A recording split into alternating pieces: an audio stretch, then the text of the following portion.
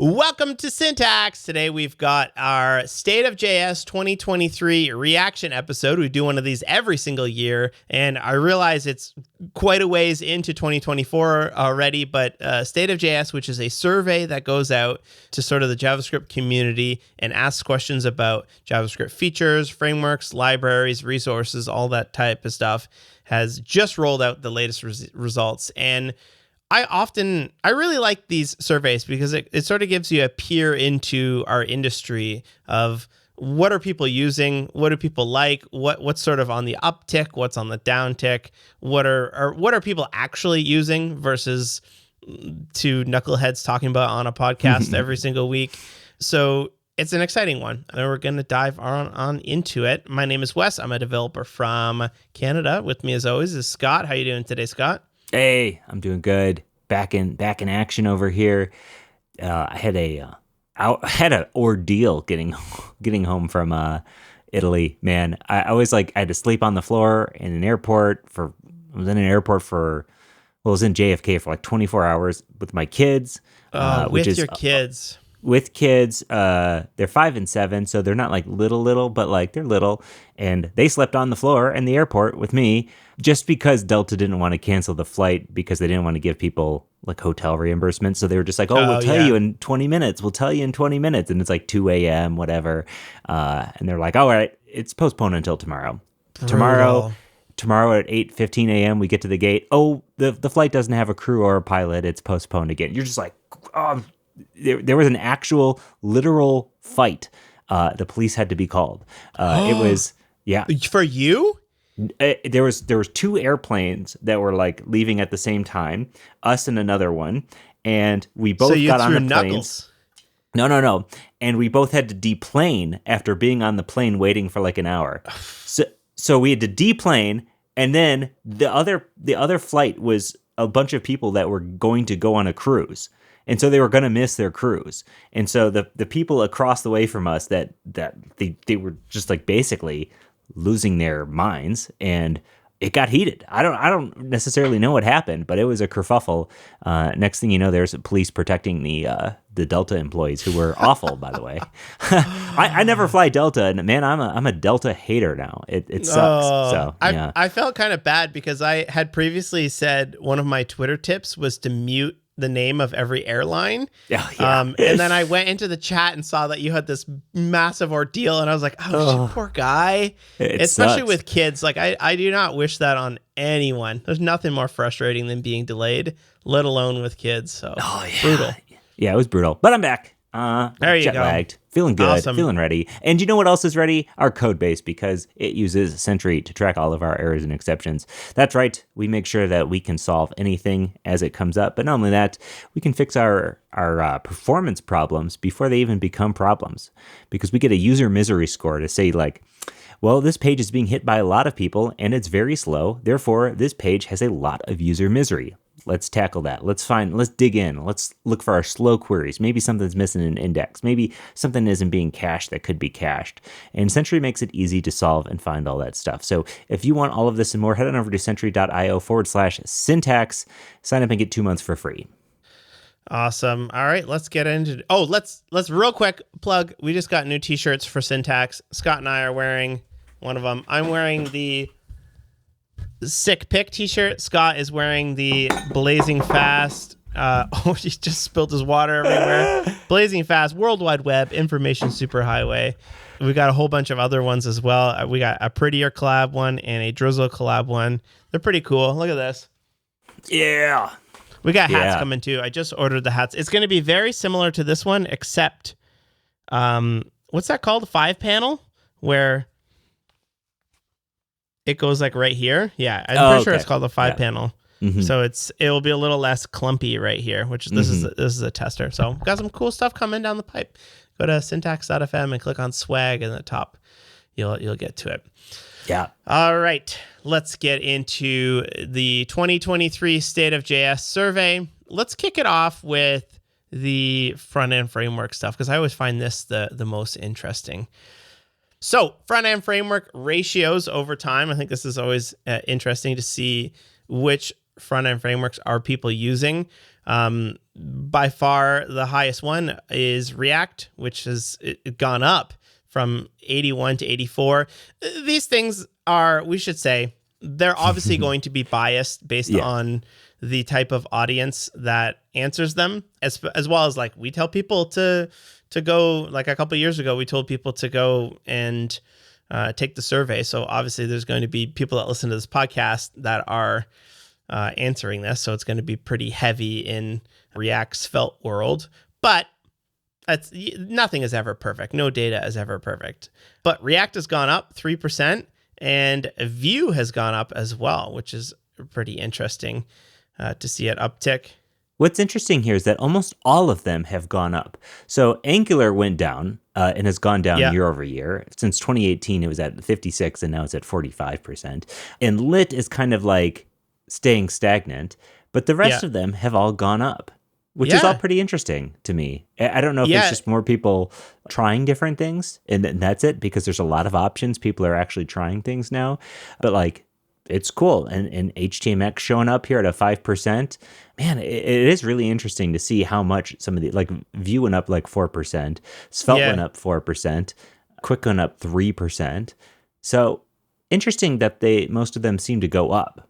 Yeah, I wonder if that's because people are trying other things, you know? Yeah. Like probably, I would expect React to go straight and the rest to go up because people are saying, you know what? Maybe I should try something else out, but they almost all have gone up so much that like it's not that data is not coming from anywhere else, right? Maybe those are people that are coming from Drupal or WordPress or something like that, because it goes all the way back to 2016 where at the time only 52% used React, Angular was 19 and Vue was 10, right? It's a very small percentage of people who were even using a framework at that time, and now seems like almost everybody is.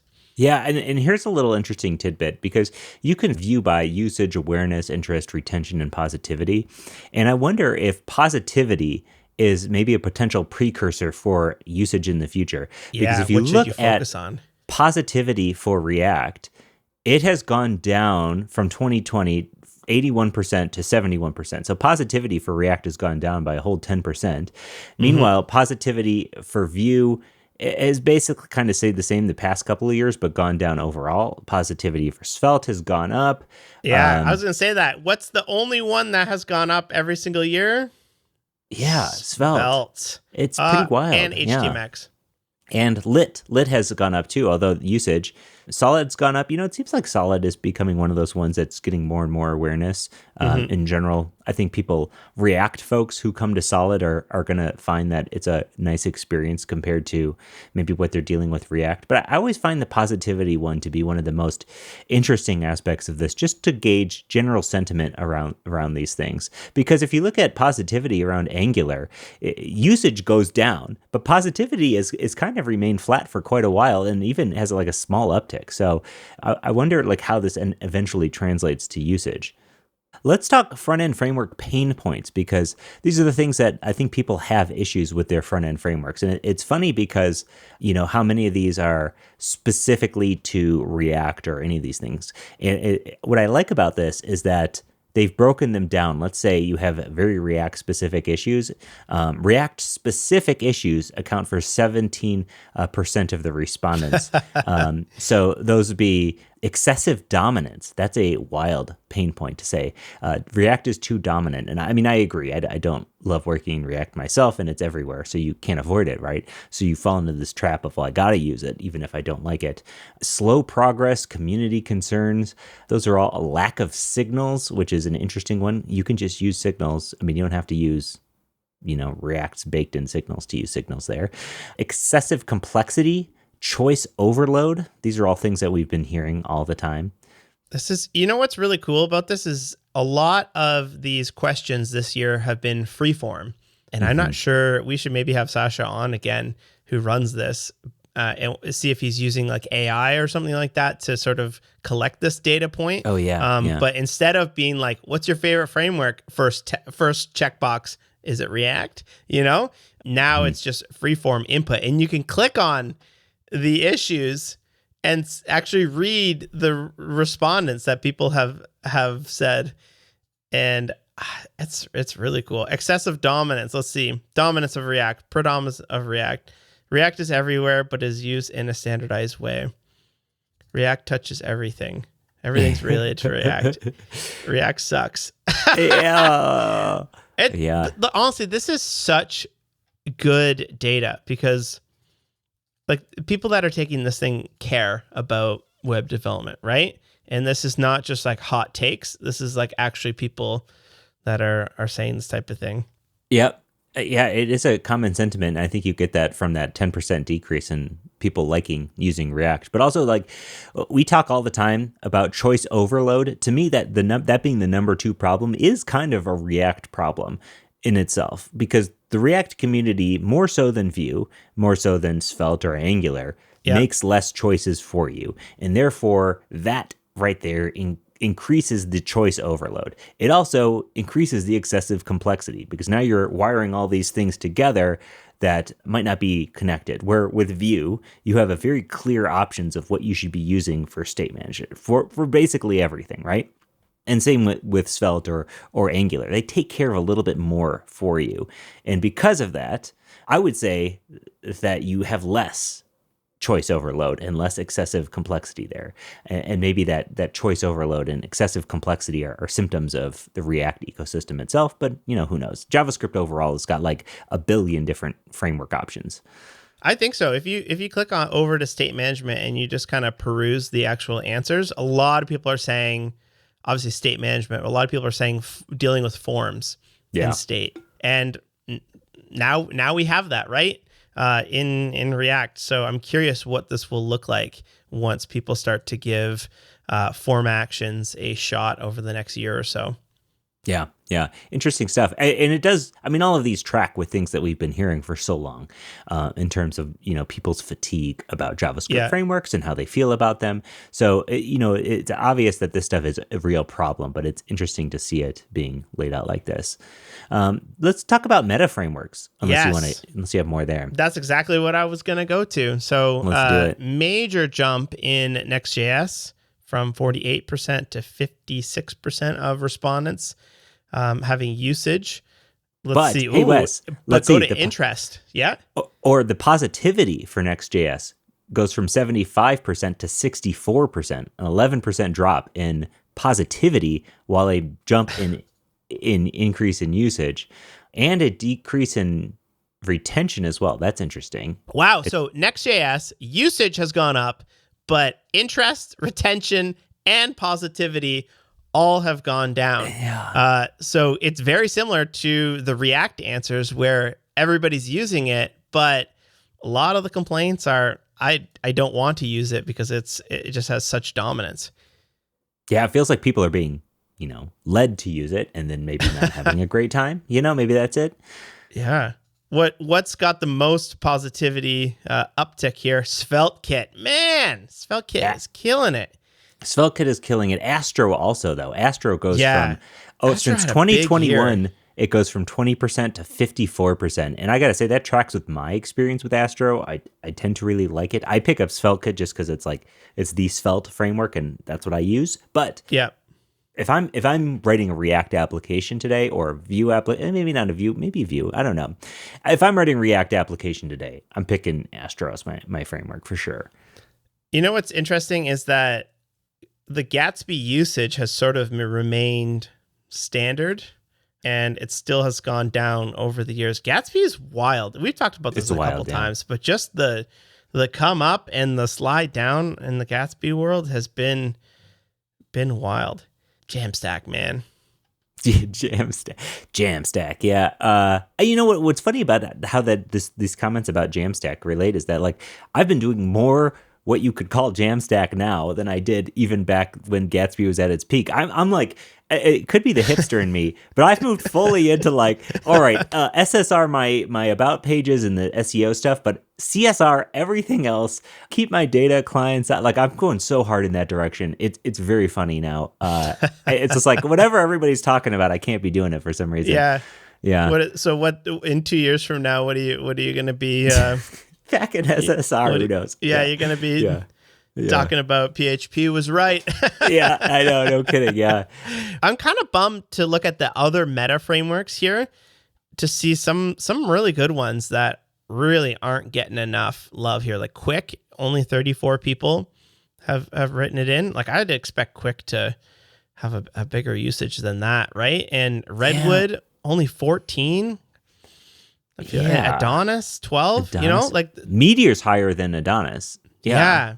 Those things need a bit more love. So maybe we'll describe what they are. So Quick is a framework for building websites where it does resumability from the server to the client. And we had Misko on. You can go listen to that episode. It's syntax.fm/574. Just sort of understand what Quick is all about. Quick is really, really neat. And you can bring all of your React components to it. And same with like Redwood. We had Tom Preston Warner on from Redwood as well. Yeah. And it's just a lot of times we say like, hey, why is there no Rails for JavaScript? And Redwood is that. Yeah, it is funny how these things, it is like, it's weird because like, yeah, people are saying there's too many choices that need to be made. There's too much fatigue in that direction, but then the options that reduce that fatigue are like not present in the usage category. It's like, hey, these things are here. If you were to give them a look and give them a try, especially with things like Redwood or Adonis or some of these other ones. Even Meteor does a lot for you. And I haven't kept up with Meteor that much, but it's still chugging along for sure. Yeah. Do you think that's because people just want to be told what to use? Like the reason why Next.js usage went up, but the interest and positivity went down is because I want to use the thing that everybody's using. It's the most documentation, the most examples, the most integrations, right? Where like a lot of people would argue that Redwood, Adonis, a lot of these Quick, Solid, a lot of these things are better. They're way better. But like, if that's why people are in like Rails and Laravel world are so happy because they're just told what to use and everybody uses the same thing. Yeah, it's so funny because that conversation has been happening so frequently lately where JavaScript developers are trying Laravel and they're like, wow, this is actually great. And I think the reason why it's actually great is not Laravel's great, but not because Laravel is anything special. It just makes all the choices for you. You, right? Like it does so much for you that you don't have to do all the pain point stuff that was listed in the pain points. And if we go to the Metaframeworks pain points, the most respondents number one is Next.js issues is number one for pain points here, including the app router being a big thing, the caching, Next.js 13. I have heard a ton of things about the app router being a pain. I don't know much about the app router myself. I don't know what's different about it, but it seems like it hasn't been. But the pains are because people have written these massive applications on the Pages router, and now they're like, oh, app router is the way to go. And obviously they're still supporting the old way, and you can mix and match them, but it's a big thing to switch over, and it's like just another mental overhead shift of changing from one way to another. Yeah, and so excessive complexity, number two. Number three is deployment. This, to me, honestly, feels like a Next.js issue as well, because I don't find many of these frameworks to be difficult to deploy. And not that Next.js is difficult to deploy, but if you want like the features, you're going to use it on Vercel, right? And if you try to deploy it elsewhere, then it's difficult to deploy. But that's interesting. So many respondents said deployment, given that anything that adopts the adapter pattern is super easy to deploy because you just install a given adapter and let it rip. But again, server-side rendering or just spit out a Node app. Yeah. I love that they've published the results, like what people wrote in here, because you can say, like, if we looked at this deployment, we can guess what people are thinking, but you can literally just read the results, and probably every third one does mention Next.js and Vercel. Not because it's bad, maybe because it's too good, right? They're so tightly coupled together, and deployment of Next.js. Many of Next features are locked behind vendor. Yeah. Interesting. And lock-in is number 13 on the pain point. Vercel is 9 on the pain point. And what's funny is that like Vercel makes everything really easy.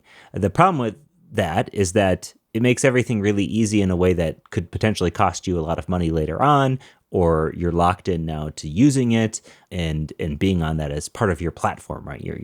You're locked in to that being part of your platform. And not that that's a bad thing if everything is good, but it is something to be aware of. Mm-hmm. You don't have that flexibility and freedom that you get with just deploying a Node app anywhere. Because that used to be a really nice thing about Next.js. You could just deploy Node app anywhere, and that was just the way to do it. Or do it on Vercel as just a straight up Node app. I'm sure you can still do it as a straight up Node app, but yeah. Interesting. I think the thing is people want, you can still deploy Next.js as a Node application, and it runs really well, right? Yeah. But everybody wants, they want the all CDN, they want the caching, they want the instant deployment, the Git previews without having to spin up a server. So we want. I'll tell you where I've been hosting everything now is basically just Cloudflare. I've been hosting everything on Cloudflare. I find it to be dead simple. It's so good. Works every time. I built a whole Next.js site, and I used all of the caching features. I used React Server components. I used like a good chunk of the Next.js features, and I used, it's called Next on Pages, which is like Cloudflare's adapter, I guess you could call it. And it worked really well. There was still some it's not Vercel level. It's not as like, oh, wow, this just works, and all this nice integration, but it worked pretty good enough where I was like, yeah, I like this a lot. And I use the D3 SQLite database inside of it. So I think if I were to say, it's probably worth figuring out how to get it to run on Cloudflare as well, because once it is working, it's really nice. Yeah. I just got a bit into Cloudflare workers, and it's so funny. We'll talk about this in another episode, because I built a little font serving service to host our licensed fonts in a way that we didn't have to put them in the repo. And I did a bit of a testing here. It's like, where do we host these things? Do we throw them in a bucket? Do I throw it in a function, a pages function? Do I throw them in a worker? Like, what's the fastest way to do all these things? So we'll talk all about that. But hosting, man, it's a wild world right now. And I tend to just either throw it on Coolify or throw it in Cloudflare and call it a day. Let's talk about build tools. Still coming in at the highest usage is Webpack at 90%. That, to me, is wild. I would have thought that everybody has moved over to Vite at this point, but well, it's Next.js is really what it is.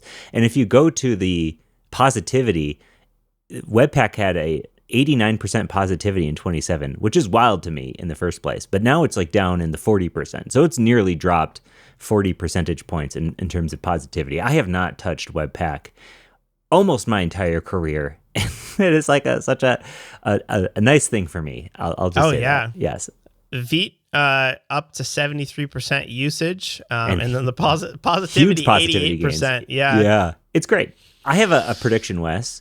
My prediction is in the 2024 respondents, we will see roll down on this list, because I think people are going to actually start to get to use it in some regard at some point this year. Because I even saw Evan, you posted today that he had his first Vue app using roll down actually working. What? I don't think I've heard of this. What is roll down? Obviously, let me tell you. Roll up alternative? Roll down. So here's the gist on roll down. Basically, Vite, the thing everybody knows and loves, Vite uses two different build tools behind the scenes. It uses roll up for production builds, because roll up is very good at all sorts of things in production builds, and it uses ES build for all kinds of things as well. It's very fast, right? So it uses a combination of these two. And they said all right, well, what would a next generation version of rollup look like that had the speed of ES build, but it was built from scratch in Rust?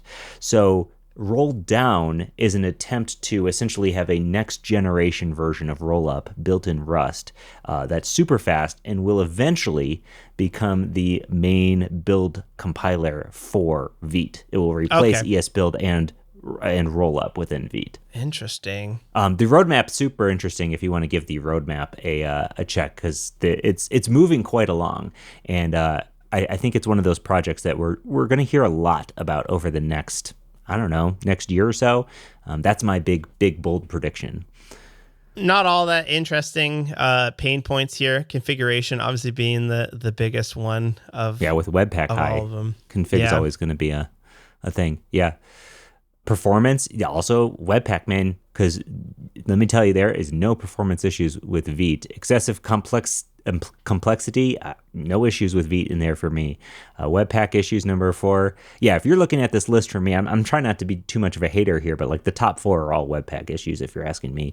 ESM and CJS, definitely a big pain point for a lot of people, and definitely something that I don't know how it gets any better, to be honest. So, I've moved fully over to ESM a long time ago, but you still have a one-off situation here and there, and it still can be a pain point, definitely. Oh, yeah. It's I think a lot of people also don't realize that they are running CommonJS at the end of the day, because a lot of these build tools will still put out CommonJS. And the biggest pain point is for library authors who still need to publish these types of things so that everyone can use it. It's such a pain. Let's move into JavaScript runtimes. This is kind of interesting. Where does the JavaScript actually run? 94% of respondents are using Node.js and 83% are using the browser. So that's wild to me that more people are running server JavaScript than browser JavaScript. That's a weird. I don't know if that doesn't feel like why would accurate that information. Make sense? Yeah, I know. That's crazy to me, but maybe people just aren't thinking about, like the browser is a runtime. Yeah. 22% on Bun. Wow. Versus Dino on 15. I think I don't know anybody that's running Bun in production. Do you know anyone? That's a great question. I have several small apps running in Dino, which is at 15%, but Bun certainly has lots and lots of hype in the last year, which is probably has to show for that. Yeah, Service there's workers, a lot of little 20%. things I like about Bun, but I ultimately can't find myself really committing to the things that make Bun. Like, the things that make Bun unique are all excellent, but I find myself having a really hard time saying, like, going all in on that, and I'm, foregoing anything of the, being able to move back to Node or even to Dino. So 17,000 people said Node.js. 48 wrote in Cloudflare workers. So that's a write-in. It's obviously lower, but do you think people who write Cloudflare workers think that they're writing Cloudflare code? Because in my head, I just think that I'm running, I don't know, JavaScript code. JavaScript, yeah. Right? I wouldn't call it Node. I would assume a lot of people who might even answer this might not even have like a firm understanding of their runtimes and what they're... Yeah. Oh, we're using the same dang cup. We got our big cups here. Man, we are just just got it all right now. We showed up to this recording wearing the same t-shirt and I had to change. So I had like a modal dialogue open, so it was covering Scott's face, and I just saw the same t-shirt and we were pointed the same way, and I thought something happened with my video where it duplicated, but it was just Scott. That's great. Edge and serverless runtimes, 33% on Lambda, 24% on Vercel Edge. Oh, here we go. 16% on Cloudflare workers. So I guess people think, maybe that's more of a serverless runtime than a JavaScript runtime. I don't know if that's... But, I'm actually surprised by this, is that Cloudflare workers is almost the same as Netlify at 11%, Azure Functions 9%. DigitalOcean functions. That's something I have not tried out yet, is DigitalOcean's implementation of functions just yet. Yeah. DigitalOcean is a platform I think about for VPS. Their whole app platform thing I have not really dove into at all. Yeah, I tried it once when I was trying to deploy my server, and I realized I got to pay twice because I had a back end and a front end. And I was like, VPS is kind of better. Because you can run as many apps as you want on that. Yeah. It obviously doesn't come with all the niceties like the auto build and cut over and staging URLs, all that nice stuff. Yeah. Let's talk about backend frameworks, which is interesting because Express is still king, 73% of response, which is wild to me. I get there's a lot of people who have built on Express. It's I'm still on Express, and I'll tell you what. Wow. I'll tell you why I'm not off of Express. First, tell me. The server is often, everything is built around that, and I think it's very hard to move that type of thing away, especially because, for me at least, a lot of my middleware, a lot of my auth and all of that, it's all based on Connect, which is the request, the response. You have that next middleware, and moving off of that is kind of tricky, especially because a lot of the other features, Hano.js is probably the closest thing to it.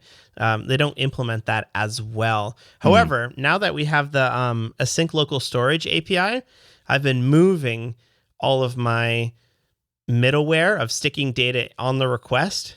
I've been moving it to async local storage, which allows you to share data between function calls.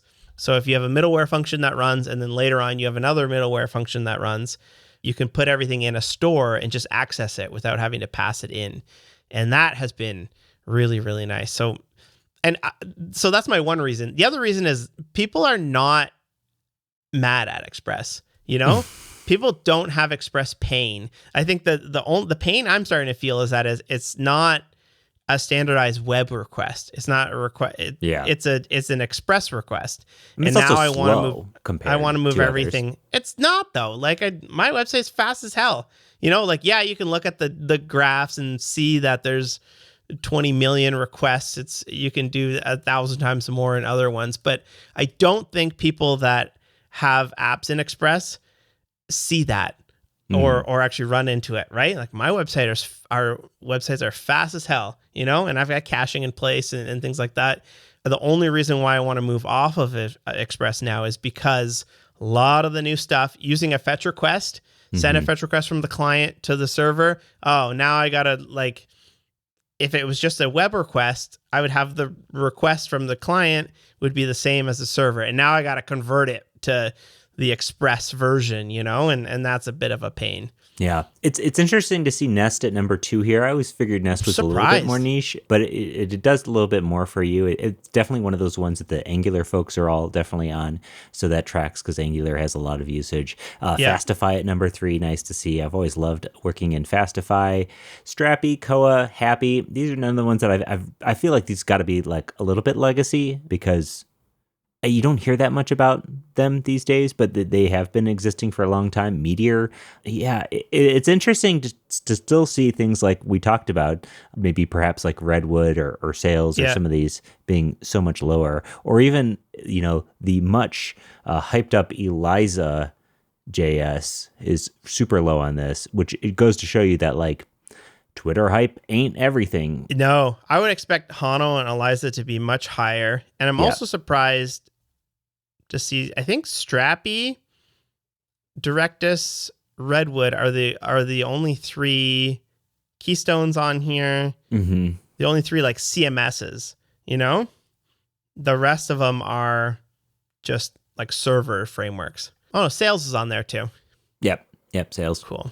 All right, what do we got next? Non-JavaScript languages. Okay. Don't look at this. I want you to guess.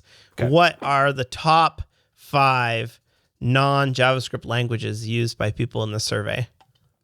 The top 5. Do I have to guess them in order?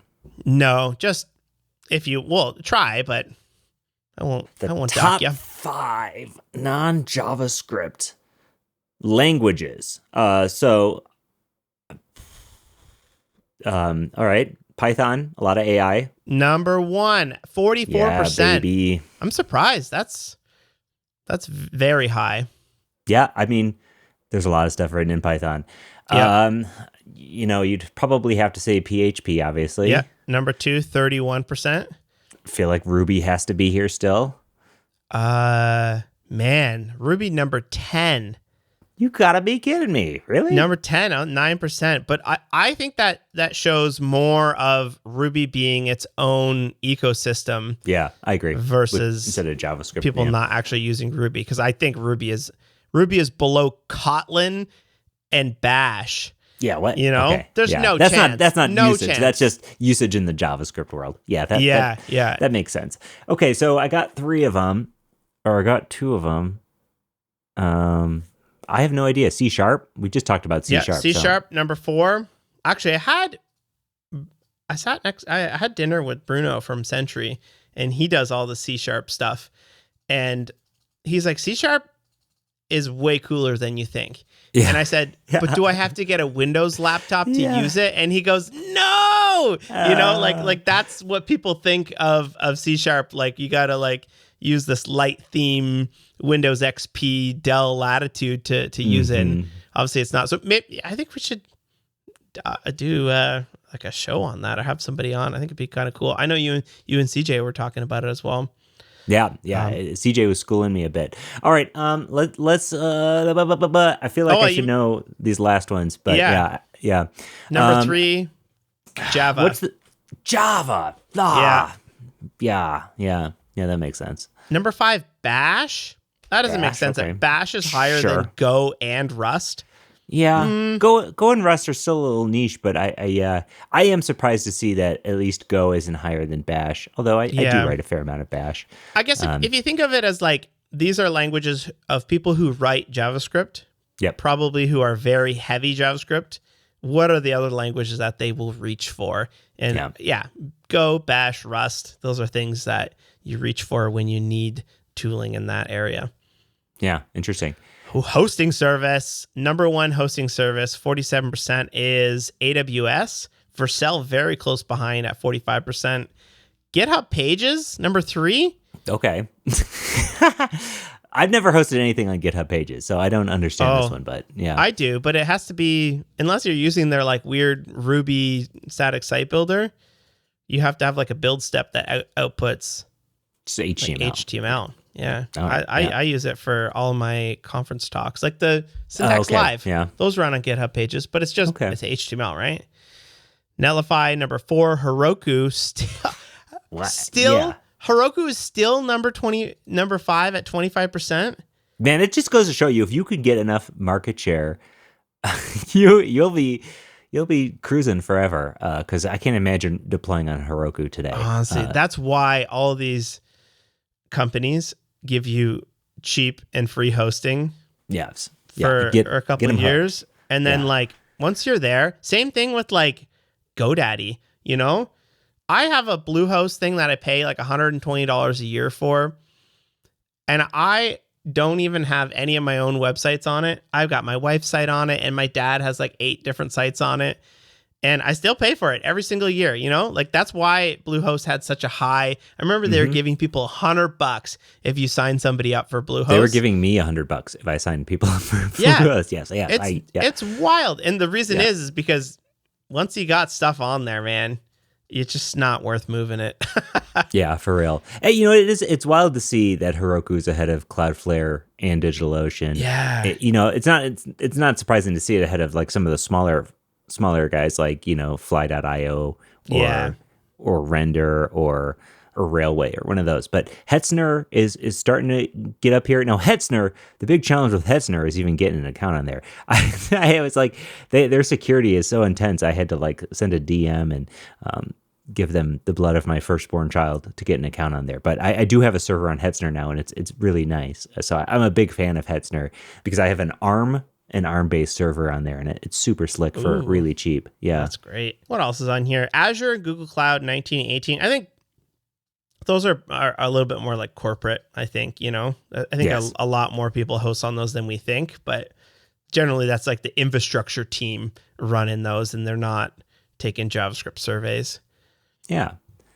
Usage: TypeScript, JavaScript balance, 32%, 100% TypeScript. 80% TypeScript, skewed way more to TypeScript than I was expecting. Yeah. I remember last year we were surprised at it. And every single year it goes. And like if you were to look at like 8 and 9, the top 2 ones, they're so much bigger than the rest of the respondents here. So it's almost at a point where I would say like most people are using TypeScript, which is. It's wild to think, given that when we started this show, it wasn't a thing. And then like a few years into the show, we were like, which one's going to win out? Is it going to be Flow, TypeScript, or Reason? And at that point, it wasn't even clear. And now it's like TypeScript is so ubiquitous. I don't start a project without TypeScript these days. Yeah. And I haven't for a while. And honestly, I don't necessarily get the grumbling about it. To me, it's like TypeScript is a fancy linter that helps me out when I need it. That's pretty nice. 9% of respondents don't use TypeScript, like 100% JavaScript. So yeah, that's good. I'm very, very impressed. JavaScript usage, 98% doing front-end dev. That doesn't track with the JavaScript runtime ones we had earlier. Yeah, that's right, yeah. 67% backend, 27% mobile, 20% desktop app.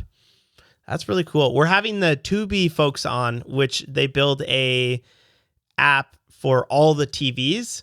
Like if you have a Samsung or LG or whatever, if you want an app to run on all these TVs, they're all built in JavaScript. And I am very excited about that. Yeah. I met one of the Tory guys at JS Nation. We should have him on the show. Oh, awesome. Yes. Yeah.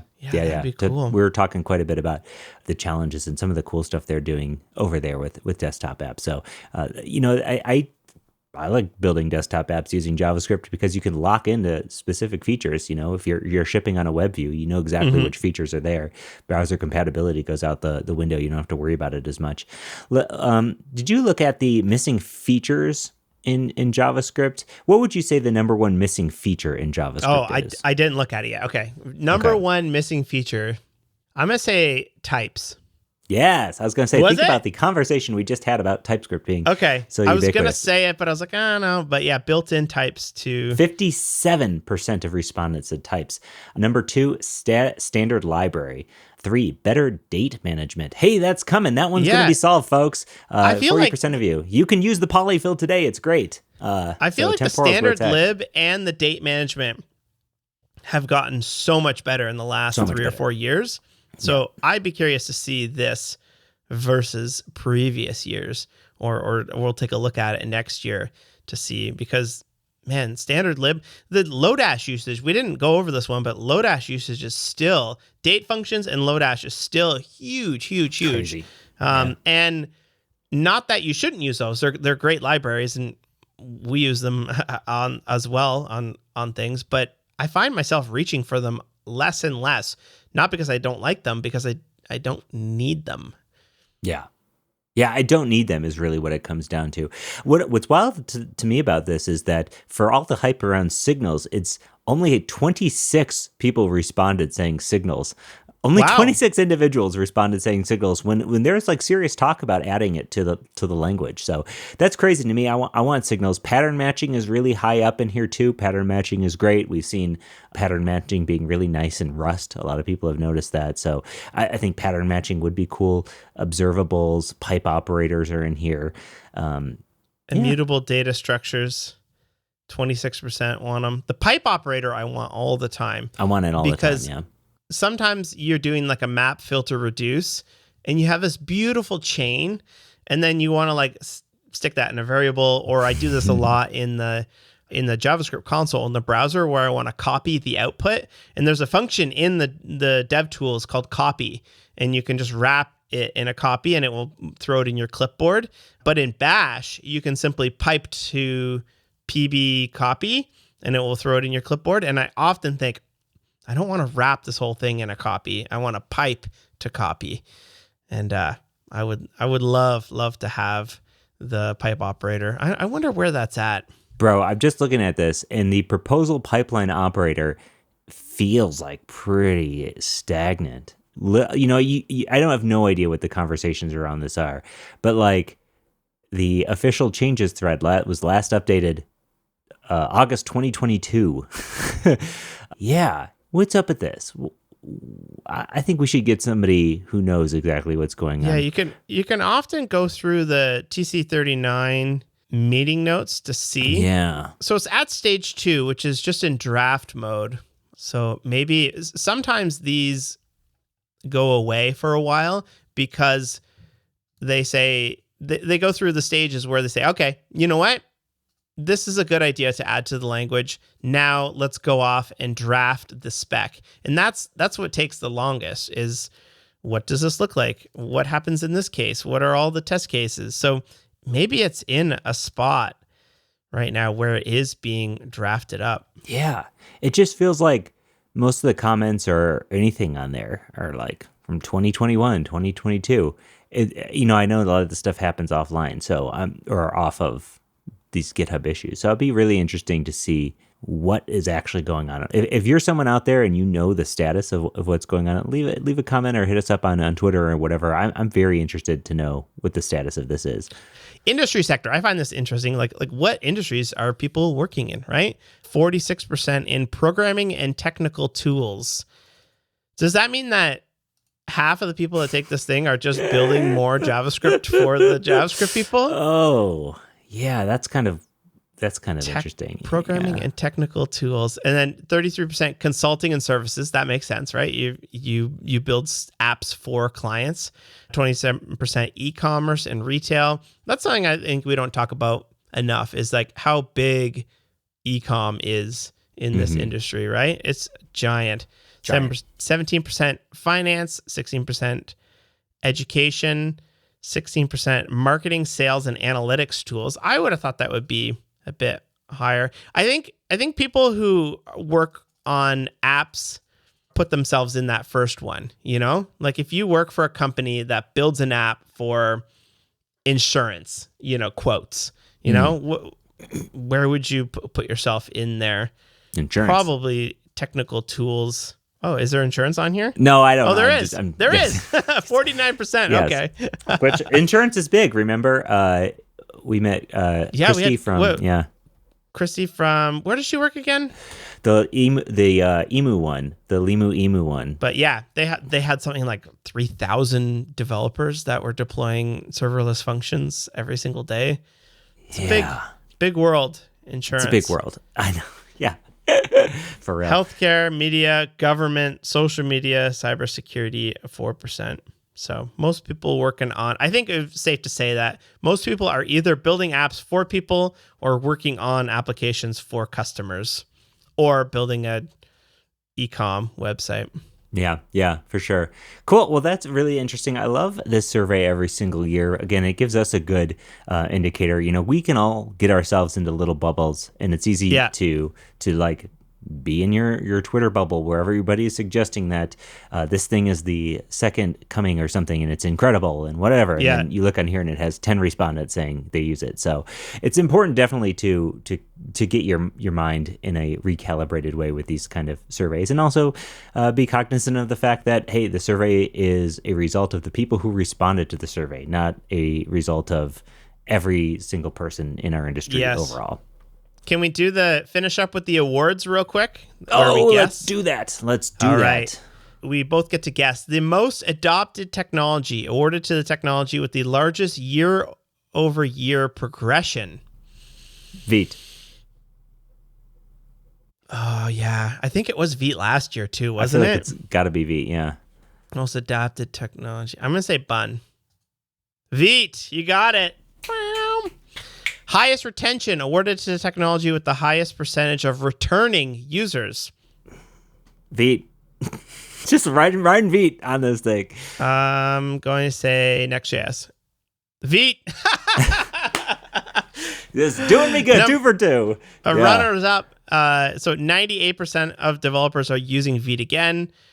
Number 2, 96% is Vite test or Vite test. Wow. How do you say that? Vite test. Yeah. And number 3, Playwright, 95% are using it again. That must feel good to have people love your tech so much. Highest interest awarded to technology developers are most interested in learning once they are aware of it. That's a tough one for me. This is a tough one because, so many of these little things, they deal in small numbers, even if it is. Yeah, and hyped. It's like often small little like feature. Yeah. I'm going to say Bun. You're going to say Bun. I'm going to say Solid. V-test. V-test. Really?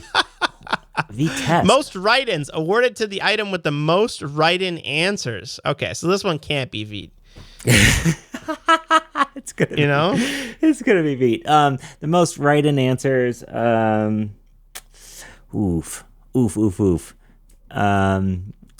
I don't know. I couldn't tell you. Hano. I'm going to say quick. Bun. I guess bun for all of them. The one time you didn't say bun. Oh, okay, Astro, runner-up, and Ember, 81. Ember. Wow. Ember unexpected. Yeah, well, I think that's almost a bummer that it's not even an option to choose anymore. Yeah. Most commented library, awarded to the library which received the most comments. Next.js for sure. React or Next.js, yeah. React, yeah. Yes. Yes, and I'm most good at this. Loved library awarded to technology Vite. with the highest proportion of positive opinions. Vite is Vite. It's all Vite. Yes. Wow. Jest and React, number 2 and 3. Okay, cool. Okay. And that last one was Next.js was number 2 and Storybook number 3. Sick. People loving it. Awesome. Well, that was super fun. I really enjoyed that. Let's move into some sick picks. Before we do, number 1 on the podcast once again, guys. Syntax. Yes. Woohoo. Yeah. So shout out to everybody who wrote syntax in here or add this. Thank you so much for that. It's incredible every single year to see us be at the top here. So it's shocking. So thank you so much. Mm-hmm. I appreciate everybody who does that. Yeah, there's so much more stuff on here. A lot we didn't even go into. So check it out, 2023.stateofjs.com. They run State of CSS, State of HTML. The HTML one this year was super interesting because you think like HTML, like what, you got a new tag, But HTML has so many new interesting features coming up. And big fan. All right, what do you got for a sick pick today? Oh, sick pick. Hey, I feel like I have a lot of sick picks because there's some of them that I wanted to share or wait until you were back because I felt like you would specifically appreciate them. One of the cool things that I got was a digital, I don't know if digital is the right word, a rechargeable lighter. So, you have those like gas lighters you click and you light a fireplace or something like that. I got one that is a USB-C chargeable lighter, and it just has a little electricity burst between, like a little taser between two posts, and they're like $15 or something. They're super cheap, charges with USB-C. You can light your fire pit or your fireplace if you got one. You can light birthday candles, anything. And you never have to worry about it running out of gas or collecting those around or any of that stuff. So there's a ton of them on Amazon or whatever. I'll link to the one that I got. But man, I've been using this thing all the time. It's one of those like little cheapo gadgets you can get that you can just have around the house and never have to worry about having an actual like flame-based lighter around ever again. Oh, that's awesome. Many, many years ago, I was just looking back at episode 214, I picked a torch lighter, which is, I think it's meant for lighting cigars. It doesn't run, it's not electrical, but it runs on butane, which you got to refill it every couple months. But my wife loves it because she lights a lot of candles, and it's just like, it feels really nice. It's like aluminum, and you don't have to like fuss around with the click, click, click, click, click. Like it always works. It has a really nice strong to light it up, and even lighting the barbecue. It's been such a nice thing. We've had it for probably 4 or 5 years, and every time we use it, we're like, this is so good. You might like one of these things too. I when I said it was $10, I was wrong. It's actually $5.99, and it's a little like, it's long, so you don't have to be near it when you're lighting it. And okay. Oh, yeah, I see that. It kind of rules, yeah. So maybe a nice little candle lighter for you, and then you don't have to deal with flames when you're starting your flame. Yeah. So, well, you got flames anyways. But I don't. I think this would be really nice at the cottage because it like will always work, right? Especially when it's windy. You don't have to worry about the wind blowing it out. That's always super annoying with those crappy little barbecue lighters. I'm going to sick pick a toy that I stole from my kids. And that is, you might have seen me playing with it. It's called a monkey noodle. And if you fidget at your desk, like I do, it's nice to have a quiet toy rather than something. Sometimes I'm playing with stuff here at my desk and I'm thinking, I'm sorry, Randy, like you probably hear me dropping something on my desk and it hurts the audio, right? And my kids have all these like little, those like Pop-Its and what are those called? Like sensory toys. You push them in. Yeah. Yeah. And they have these like monkey noodles, which is just a little silicone booger. And Yes. I love just playing with it and just tying it and moving it around. I've been playing with it this whole episode. So if you need some sort of something to do with your hands while you're working, grab a monkey noodle. Yeah, it's not surprising that you would like that. And in fact, somebody left a comment on one of our videos when I was with CJ here in the past couple episodes, and they're like, since the move to video, it's become increasingly obvious that Scott has ADHD. Because I'm just like moving around to a whole episode. Yeah. Oh yeah, the video. Another thing is, I had a chipped tooth for like probably like 8 years. And I never really got it fixed. And then whenever I see a TikTok, I'm like, oh, I should probably get my chipped tooth fixed. And somebody commented, Wes, did you chip your tooth? And I was like, yeah, like 8 years ago. And I'm getting it fixed next week. And I just got it fixed this morning. So what? Oh, yeah. That's crazy. Dentists are wild. Yeah, they can just add a whole bunch of tooth stuff on. You got a tooth. I chipped mine on a pita chip. Oh yeah. Which one? Like a front one? Yeah, one of the front two ones. I chipped on one of Stacy's giant pita chip that was apparently like a piece of concrete. Oh man. And so did they have to like build it up? And then Yeah. It was right on the edge too. Yeah. I know. That sucks. It's wild. Cool. Shameless plugs. Check us out at the swag store. Go to sentry.shop or go to syntax.fm and click on swag in the top corner. We've got all kinds of really cool stuff. We've got these new t-shirts. There's 4 new t-shirts that are going to be up there.